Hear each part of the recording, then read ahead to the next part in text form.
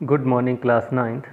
आज हम बात करेंगे फ्रांसीसी क्रांति की, जो कि 1789 ईस्वी में हुई। 14 जुलाई 1789 की सुबह पेरिस नगर में आतंक का माहौल था। सम्राट ने सेना को शहर में घुसने का आदेश दिया था। अफवाह थी कि सेना को नागरिकों पर गोलियां चलाने के आदेश दिए गए हैं। लगभग 7,000 मर्द और औरतें टाउन हॉल में के सामने एकत्र हुए और उन्होंने एक जन सेना का गठन करने का निर्णय किया। हथियारों की खोज में वे बहुत से सरकारी भवनों में जबरन प्रवेश कर गए। अंततः वह एक समूह बनाकर पेरिस नगर के पूर्वी भाग की ओर चल पड़े और बास्तिल की जेल के किले को तोड़ डाला, ताकि उनको वहां से बहुत सारे हथियार प्राप्त हो सके। ये एक लंबे घटनाक्रम की ऐसी शुरुआती कड़ियों के रूप में था, जिनकी परिणति फ्रांस के सम्राट को फांसी दिए जाने में हुई। हालांकि उस समय अधिकांश लोगों को ऐसे नतीजों की उम्मीद नहीं थी, परंतु ऐसा आखिर हुआ क्यों? इसके लिए सबसे ज़्यादा जिम्मेदार हैं फ्रांसीसी क्रांति की शुरुआत किन परिस्थितियों में हुई। फ्रांसीसी क्रांति की शुरुआत फ्रांस के राजा स्वेच्छाचारी और वे राजा के दैवीय अधिकारों को मानते थे।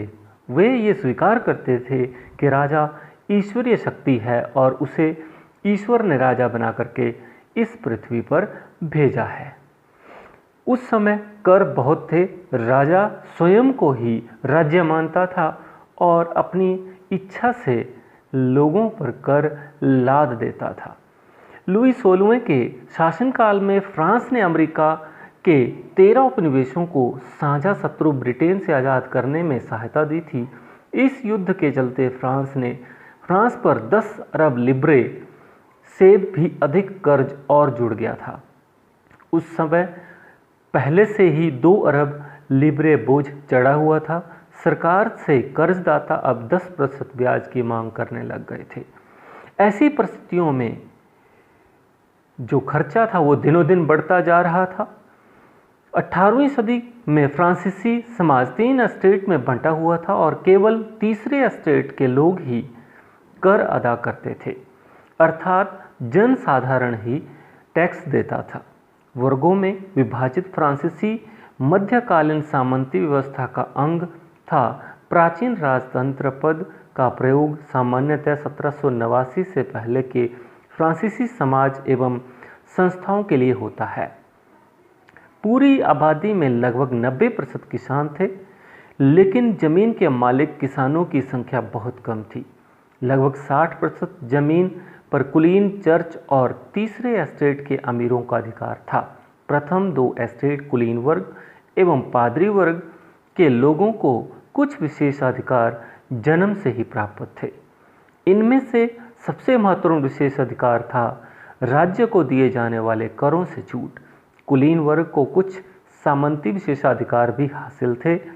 वह किसानों से सामंती कर वसूल करता था। किसान अपने स्वामी की सेवा, स्वामी के घरों एवं खेतों में काम करना, सैन्य सेवा देना अथवा सड़कों के निर्माण में सहयोग करना आदि के लिए बाध्य थे। चर्च भी किसानों से कर का एक हिस्सा टाइद के रूप में वसूलता था। ऊपर से तीसरे एस्टेट के तमाम लोगों को सरकार को तो कर चुकाना ही होता था। इन करों में टाइल अर्थात प्रत्यक्ष कर और अन्य अनेक अप्रत्यक्ष कर भी शामिल थे। अप्रत्यक्ष कर जैसे नमक और तंबाकू जैसी रोजाना उपलब्ध की वस्तुओं पर भी लगाया जाता था। इस प्रकार राज्य के वित्तीय कामकाज का सारा बोझ करों के माध्यम से ही जनता वहन करती थी। अब हम जानेंगे कि लिब्रे क्या है। लिब्रे उस समय फ्रांस की मुद्रा, जो कि 1794 में समाप्त कर दी गई थी, जो कि उस समय में प्रचलित थी। एस्टेट क्रांति पूर्व फ्रांसीसी समाज में सत्ता और सामाजिक हैसियत को अभिव्यक्त करने वाली श्रेणी थी। पादरी वर्ग चर्च के विशेष कार्यों को करने वाले व्यक्तियों का समूह था। टाइद चर्च द्वारा वसूल किया जाने वाला एक धार्मिक कर था। यह कर कृषि की उपज के 10वें हिस्से के बराबर होता था और टाइल सीधे राज्य को किसानों के द्वारा यानी कि तीसरे एस्टेट के द्वारा दिए जाने वाला कर था। आखिर इन राजनीतिक परिस्थितियों के अलावा और क्या परिस्थितियां ऐसी बनी जिनके कारण फ्रांसीसी क्रांति हुई? उसके लिए जिम्मेदार है जीने का संघर्ष।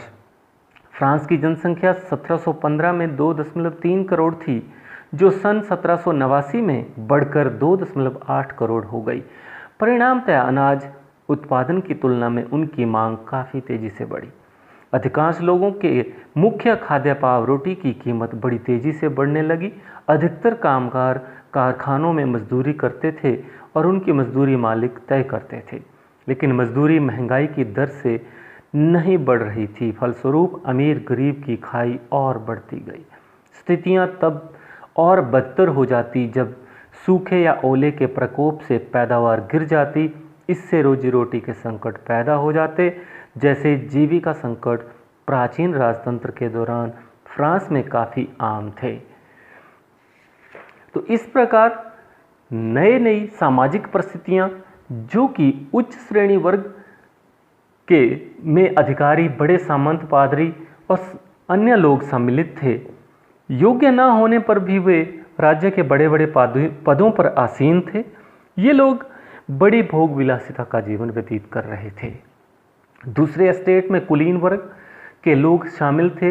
ये लोग भी विलासिता भरा जीवन व्यतीत करते थे। आर्थिक परिस्थितियों में करों के बारे में हमने चर्चा की। सामाजिक परिस्थितियों में हमने देखा कि किस प्रकार पहला एस्टेट और दूसरा एस्टेट पूरे आनंदमय जीवन में जी रहे थे, परंतु आम लोगों की स्थिति बहुत दयनीय थी। इस तरह से असंतोष बढ़ता जा रहा था।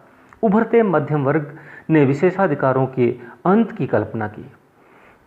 पहले भी कर बढ़ने एवं अकाल के समय किसान और कामगार विद्रोह कर चुके थे, परंतु उनके पास सामाजिक और आर्थिक व्यवस्था में बुनियादी बदलाव लाने के साधन कार्यक्रम नहीं थे।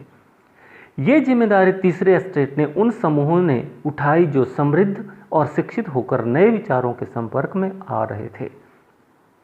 18वीं सदी में एक नए सामाजिक समूह का उदय हुआ जिसे मध्यम वर्ग कहा गया, जिसने फैलते समुद्री व्यापार और ऊनी रेशमी वस्त्रों के उत्पादन के बल पर खूब सारी संपत्ति अर्जित कर ली।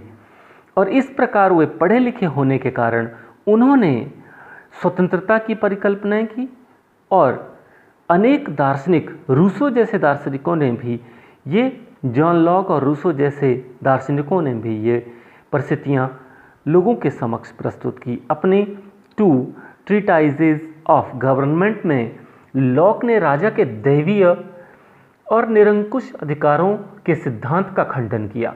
रूसो ने भी इसी विचार को आगे बढ़ाते हुए जनता और उसके प्रतिनिधियों के बीच एक सामाजिक अनुबंध पर आधारित सरकार का प्रस्ताव रखा।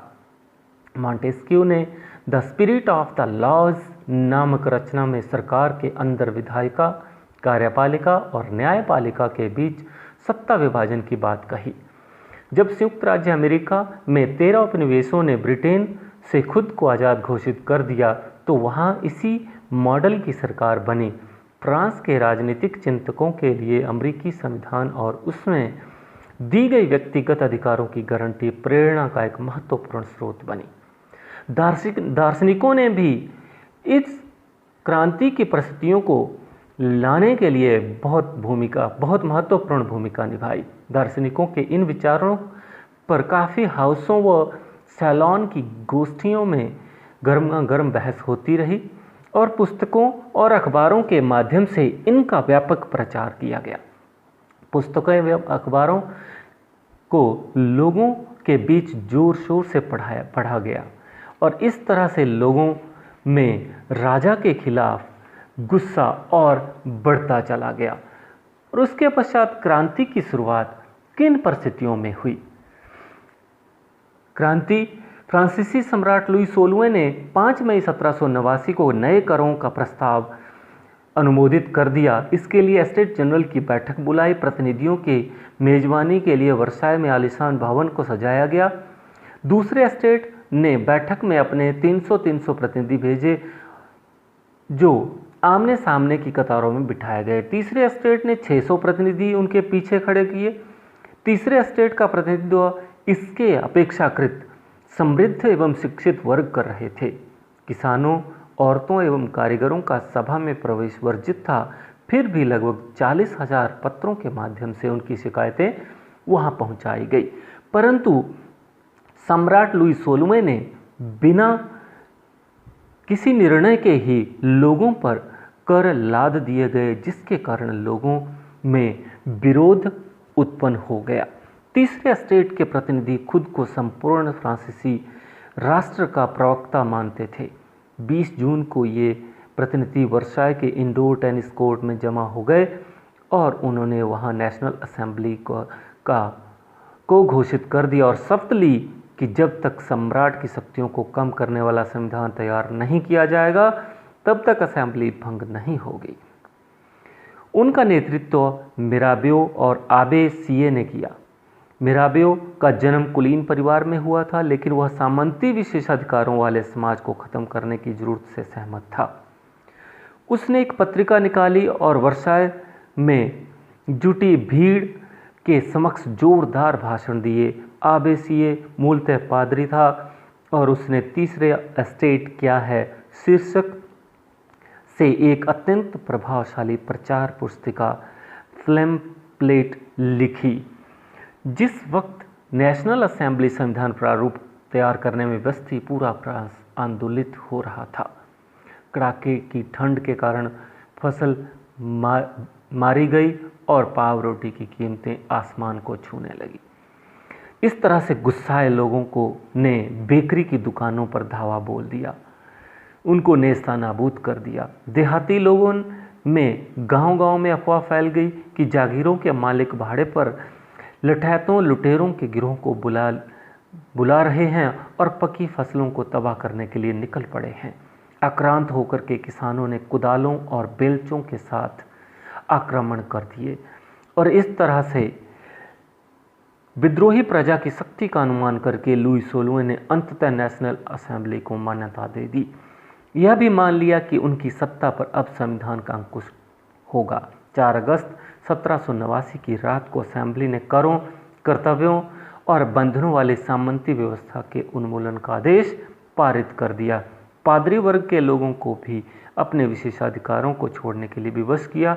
धार्मिक कर समाप्त कर दिया गया। चर्च के स्वामित्व वाली भूमि जब्त कर ली गई। इस प्रकार कम से कम 20 अरब लिब्रे की संपत्ति सरकार के हाथ में आ गई।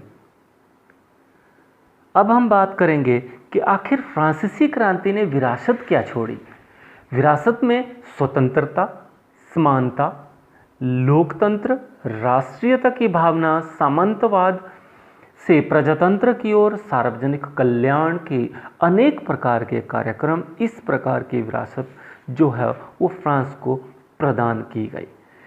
इस प्रकार फ्रांसीसी क्रांति के माध्यम से न केवल फ्रांस में बल्कि संपूर्ण विश्व में एक संदेश गया, जिससे लोगों को ये समझ में आने लगा कि स्वतंत्रता, समानता, लोकतंत्र, राष्ट्रीयता की भावना आखिर ये बातें हैं क्या, और इनके ऊपर विचार विमर्श करके लोग जहाँ पर उपनिवेशवाद का सामना कर रहे थे वहाँ संघर्ष करने लगे ताकि उनको भी स्वतंत्रता प्राप्त हो सके।